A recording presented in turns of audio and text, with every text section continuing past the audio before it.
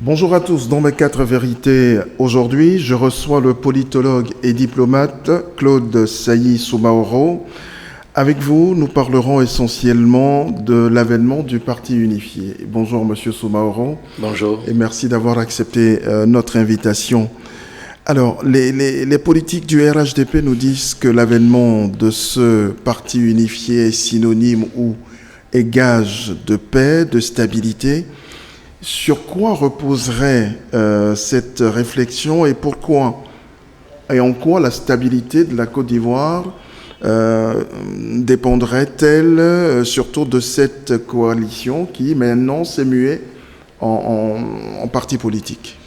Alors, pour celui qui ne comprend pas très bien l'histoire récente de la vie politique moderne de la Côte d'Ivoire, ne peut pas comprendre le fait que cette coalition ou ce parti unifié, le parti unifié, puisse être gage de stabilité. Et pour bien comprendre cette assertion, il faut remonter dans l'histoire moderne de la Côte d'Ivoire, depuis le départ du père fondateur de la Côte d'Ivoire moderne, Félix Houphouët-Boigny. 4 personnalités majeures d'une même génération ont dominé la vie politique ivoirienne. Il s'agissait du Premier ministre, le premier ministre d'Houphouët-Boigny, Alassane Ouattara, héritier institutionnel, on va le dire, du président de l'Assemblée nationale, héritier constitutionnel, Henri Konan Bédié, du leader historique de l'opposition, Laurent Gbagbo, et du chef d'état-major, Guy Robert, gardien du temple. Ces 4 personnalités d'une même génération ont donc géré et conditionné la vie politique ivoirienne. Si bien que des antagonismes, des conflits naissant entre ces personnalités ont jalonné de bout en bout tout un quart de siècle de la vie politique ivoirienne. Et la Providence est merveilleuse parce qu'elle a permis à chacune de ces personnalités d'exercer le pouvoir d'État en Côte d'Ivoire.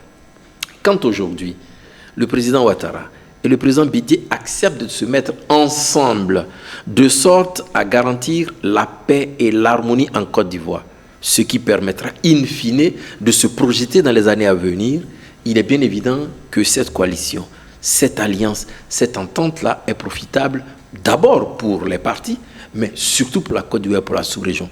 Parce que si vous n'avez pas vu et si vous n'avez pas connu la virulence de cet antagonisme, vous ne pouvez pas comprendre ce que cela veut dire aujourd'hui. Si vous n'avez pas compris la puissance de ces oppositions entre ces 2 personnalités, vous ne pouvez pas comprendre le fait que leur entente puisse être un gage de soulagement et de développement. Mais aujourd'hui, il se fait que cette entente-là est très fragilisée. C'est dommage. C'est dommage parce que regardez ce que cela nous a apporté pendant ces 10 années. Le fait que le président Henri Konan Bédié et le président Alassane se mettent ensemble. Nous sommes sortis, dans un certain sens, de ce venin-là qui inoculait la société ivoirienne. La Côte d'Ivoire connaissait la dimension xénophobe. La Côte d'Ivoire connaissait l'émergence des discours tribaux. La Côte d'Ivoire connaissait l'émergence des discours religieux et ethnicistes. Toutes choses qui sont les ingrédients, mais d'une conflagration énorme à la base de beaucoup de choses. Nous avons connu la rébellion, nous avons connu la guerre. Alors, c'est vrai que cette entente-là bat de l'aile aujourd'hui, et c'est dommage. C'est la raison pour laquelle je fais partie de ceux qui pensent que tout doit être mis en œuvre pour que le président Bédié et le président Ouattara s'entendent sur le minimum qui permettra à la Côte d'Ivoire de tourner une page de son histoire politique et d'en ouvrir une deuxième, et celle-là avec eux comme acteurs majeurs. Alors pour le PDCI, ce minimum-là, c'est un soutien franc du RDR au potentiel candidat du PDCI à la prochaine présidentielle de 2020, c'est-à-dire cette alternance-là dont on parle et qui apparemment ne reçoit pas pour l'instant le consentement de tous. D'accord. Alors là, je vais vous décevoir parce que comme je ne suis pas membre des instances dirigeantes du PDCI et n'ayant pas participé aux différents conclaves entre les deux leaders, je ne peux pas me prononcer sur la question. Cependant, sur quoi je peux me prononcer, c'est sur la forme, la méthode et la démarche qui ressort de ce deal, en tout cas de ces échanges, de ces accords qu'ils ont eus. Je pense que dans l'entendement du président Ouattara, comme dans celui du président Bédié, je l'espère bien, il s'agit de faire en sorte qu'une génération passe la main à une autre. Et justement... Peu importe de ma position, peu importe de la chapelle de laquelle sortira cette personnalité-là. Mais vous savez, un leader ne s'improvise pas. Un leader politique ne s'improvise pas. Nous parlons de la Côte d'Ivoire, la première économie sous-régionale. Nous parlons de la Côte d'Ivoire de Félix Houphouët-Boigny. Comprenez? L'Afrique en miniature, c'est de cela que nous parlons.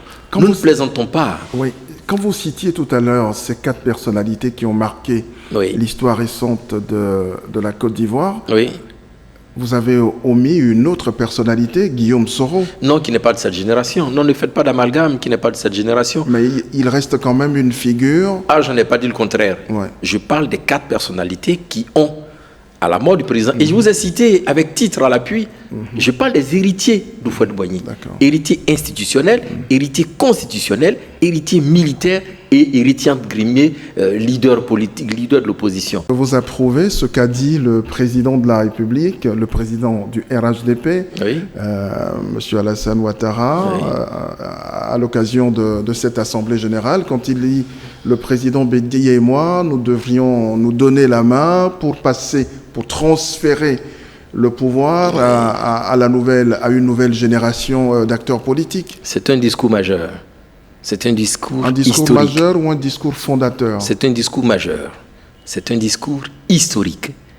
Je vous dis que pour quelqu'un qui n'a pas connu les meurtres issus de la rébellion, de la crise, de la guerre en Côte d'Ivoire, ne peut pas comprendre de quoi on parle. Quelqu'un qui n'a pas été affecté directement par les douleurs de ces affres que la Côte d'Ivoire a connues ne peut pas comprendre de quoi nous parlons et pourra rester dans une forme de logorée, pourra rester dans une forme de théorie politicienne, mais ne comprendra pas la douleur du petit peuple. Le RHDP, le parti unifié comme pôle de stabilité, c'est une bonne chose, mais la plupart des partis qui composent aujourd'hui ce parti unifié sont des partis à leur base divisés. Je prends le PIT, je prends l'UPCI, je prends le MFA. Mais comment on comprend ça? Comment est-ce qu'on va véritablement à la consolidation de cette unité, de cette union dont vous parlez si bien? Il n'y a pas que les partis qui sont dans une majorité présidentielle qui connaissent une division. Mais allez plus loin dans votre analyse, même l'opposition est en proie à des divisions mais sourdes et violentes. Ben justement, c'est parce que l'opposition... Je vous explique. Alors, ce qui justifie que la Côte d'Ivoire est en train de vivre une transition politique au sens de son idéologie. Je m'apprêtais à vous demander... Au sens de son idéologie. Au sens du renouvellement du personnel politique. Alors, parce que si ces partis connaissent tous ces soubresauts, c'est parce que nous sommes pratiquement à la fin d'un cycle qui prépare un nouveau cycle. Et quand le président Ouattara demande donc de consolider cette alliance avec le président Bédié, c'est parce qu'il sait qu'une génération a porté à bout de bras le pays, a porté à bout de bras une sous-région, a porté à bout de bras un continent, et qu'il est important que cette génération ne commette pas l'erreur de laisser le pays en lambeaux, ou du moins de le laisser à des aventuriers, parce qu'il s'agira de leur propre réputation. Ce qui dérange certains, c'est le caractère unifié de cette coalition, c'est-à-dire qui, selon eux, n'est pas forcément un gage d'expression plurielle aussi. Oui, mais c'est quoi un gage d'expression plurielle? Le Front populaire ivoirien, on dit bien un front. Mais bien sûr, un front, c'est donc la convergence de plusieurs courants qui forment un front. Je ne peux pas être seul et former un front. Je suis un front lorsque je m'allie, je m'associe à plusieurs courants. Mais alors que, au niveau de la droite, au niveau du centre et de la droite, des partis se mettent ensemble, mais ils constituent un rassemblement qu'ils essaient d'unifier pour parler d'une seule et d'une même voix, surtout qu'ils sont tous porteurs pratiquement d'une même idéologie. Alors, d'aucuns pensent que la forte hégémonie aujourd'hui du RDR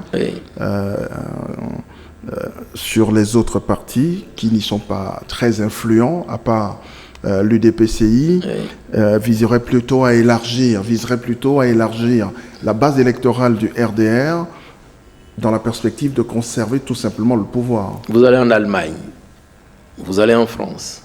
Lorsque le président Sarkozy décide de créer ce qu'on appelle l'UMP, c'est la convergence de plusieurs partis, l'UDI et autres, le RPR, qui se mettent ensemble. Mais bien évidemment, dans de telles coalitions, il y a toujours un leader. Il y a celui qui initie, qui en est le fondateur, entre guillemets, qui a l'idée. Et puis, c'est ensemble qu'ils avancent. Maintenant, le combat se fait au niveau de la pertinence, de la profondeur, de la valeur des personnalités qui animent ces différentes structures. Mais tant que vous n'arrivez pas à cette convergence de valeurs, à cette convergence de force, vous ne pouvez pas, je ne vois pas en quoi un rassemblement, en quoi le thème unifié peut-il être difficile. Non, c'est d'ailleurs une valeur. Et moi, je dirais, je vais plus loin, monsieur. Je suis de ceux qui pensent que l'opposition a intérêt elle-même à se reconstituer, justement, de sorte à pouvoir permettre à la Côte d'Ivoire d'avoir deux pôles majeurs d'idéologie et de politique. Parce que vous avez tellement de farfelus en politique aujourd'hui en Côte d'Ivoire. Vous avez tellement de personnes rigolotes sur la scène politique ivoirienne que vous avez mal au cœur. Et pour des personnes comme moi qui portons, je ne suis pas le seul, mais je dis ce que je pense de moi, qui portons la Côte d'Ivoire tout au plus profond de nous-mêmes, nous avons mal. Vous savez, il y a des partis politiques en Côte d'Ivoire qui n'ont pas de siège, qui n'ont jamais procédé une seule fois à une formation politique de leurs militants. Mais comment voulez-vous élever la conscience politique? Mais comment voulez-vous élever la conscience citoyenne de vos militants quand vous ne formez aucun de ces militants? Combien de ces partis en Côte d'Ivoire ont en leur sein des écoles politiques pour aider ces militants, ces citoyens à connaître les grands courants idéologiques, à connaître le mouvement des relations internationales? Et déjà les former à la culture démocratique, tout au moins. Démocratique, la culture citoyenne. Alors quand vous avez ces handicaps-là au début, ne vous étonnez pas que tout le monde soit politicien. Si bien qu'aujourd'hui, l'arène politique est le lieu par excellence où beaucoup de personnes qui ont échoué dans tous les secteurs d'activité se retrouvent. Ça, c'est ceux qui ont d'ailleurs même essayé. Sinon, c'est l'espace idéal pour ceux qui n'ont absolument rien fait de leur vie, qui s'y retrouvent. Et ça, c'est le drame de l'Afrique. Ce n'est pas seulement qu'en Côte d'Ivoire, c'est un peu partout. Ouais. Et c'est le drame de l'Afrique. Est-ce qu'on n'est pas aussi en face d'une difficulté? C'est-à-dire que on se rend compte. Vous parlez de renouvellement de la classe politique, le président Ouattara en parlait également la dernière fois. Cela veut dire tout simplement qu'on est arrivé à un niveau de désamour entre aujourd'hui les citoyens et la politique. On est arrivé également à un niveau de désamour où le discours politique et l'offre politique se sont appauvris d'année en année et qu'il faut pouvoir réinventer autrement la politique. Mais là, il faut avoir une culture politique. Et vous savez pourquoi? Et c'est pour ça le bas blesse. Oui, vous savez pourquoi? Simplement parce que, vous savez, la politique, ce terme-là, je fais une décomposition, elle est de moi. Hein. Vous avez poli et vous avez tic. Dans la politique, vous avez la première dimension, la racine poli, qui vous donne tout l'idéal, toute la lumière, tout l'humanisme qui peut être contenu dans une action politique. Et puis vous avez le tic, qui est la dimension machiavélique que le jeune entré en politique retient. La fourberie, le mensonge, mais la roublardise. La roublardise. Et on dit de quelqu'un qui est très roublard, attention, non, lui, mon Dieu, c'est un homme politique. Non. Vous pensez que la politique est beaucoup plus noble? J'ai été élevé dans des valeurs hautes de la politique. Ouais, on ne fait que citer Oufoué. Vous voyez que le parti unifié se bâtit autour de la pensée oufouétienne parce qu'il aura marqué la Côte d'Ivoire moderne.